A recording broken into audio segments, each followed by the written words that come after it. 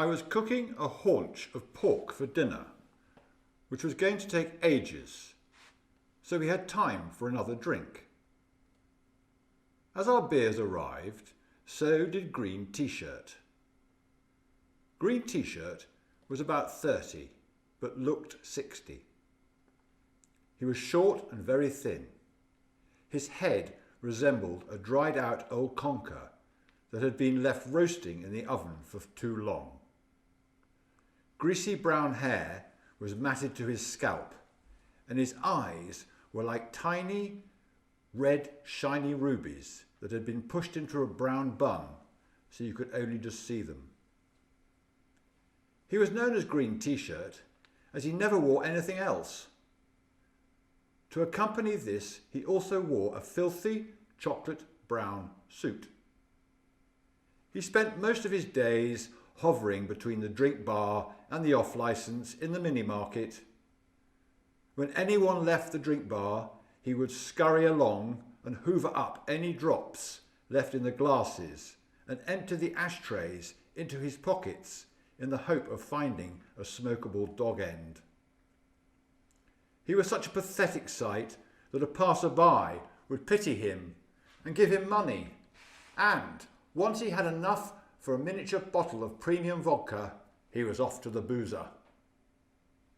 Desperate for business, there was no question of the licensee adopting a drink-aware policy. Once he'd controlled his shaking hands just enough so he could open the screw-top bottle, he would then vacuum suck every last drop before staggering outside. Another source of income was empty beer bottles. Every morning you could see the likes of GTS rummaging around the communal bin areas searching for undamaged beer bottles which could be returned for a few zloty. That evening GTS hit the jackpot, as some stupid fool had given him enough money for half a litre of vodka. The alcohol hit as he left the shop. He lurched forward sharply. His target was a lamppost, but his outstretched arms passed either side and his head smashed side on into the post. With blood dripping from his nose, he slid helplessly to the ground and rolled over onto his back. He lay there motionless for about 5 minutes. Davy and Alan thought he was dead, but I assured them that this was his daily routine.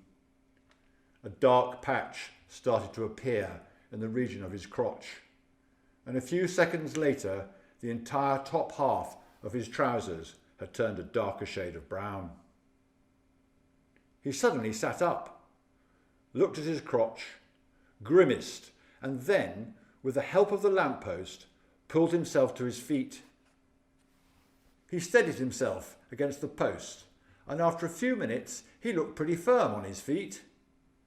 First he let go of the post with his right hand, then with his left hand, and finally he tried to walk.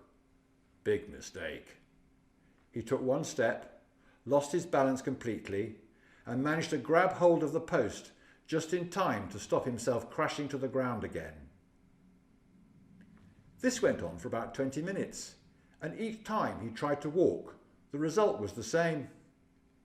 Eventually he gave up trying to walk and decided to clean up his bloodied nose.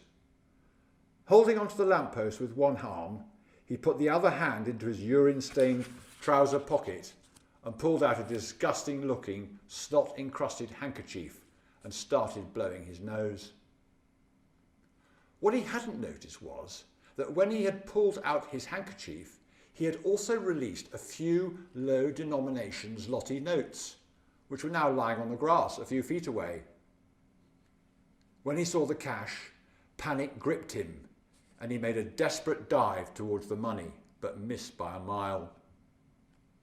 The draft, caused by the downforce of his body, blew the money further away, so he lay there pondering on what to do next.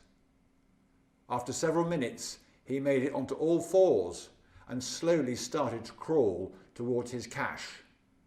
But when he had just about got there, a sudden gust of wind blew it even further away. His knees and arms crumpled beneath him, and he was back to square one. However, GTS was not to be beaten. He somehow regained his strength, got back onto all fours, and slowly but surely reduced the distance between himself and the deposit on his next miniature.